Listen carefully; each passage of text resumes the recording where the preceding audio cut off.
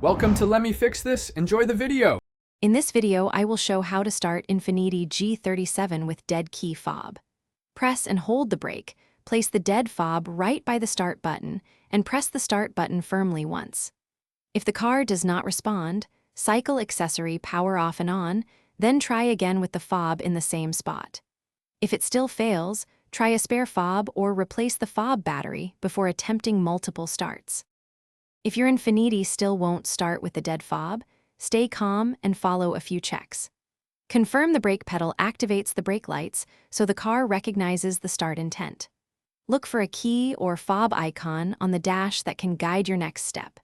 If the fob shows signs of damage, consider a quick battery swap or using a spare fob to isolate the problem before calling roadside assistance.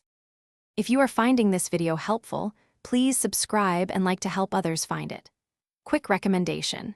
The Echo Dot smart speaker makes a great companion while you work on your car, with clear sound and voice control to play instructions hands-free.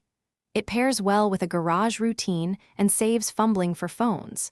Check the description for the link and other deals. Now let's get back to the video. For emergencies, keep a mechanical key handy to get inside, and then hold the dead fob against the start button so the vehicle can read the internal chip. If the engine turns over but won't fire, check fuel level and the immobilizer light to avoid repeated starter strain. If you have limited tools, use a spare fob or a quick battery replacement to get moving safely and avoid unnecessary towing costs. Thanks for watching. If you found this helpful, don't forget to like and subscribe.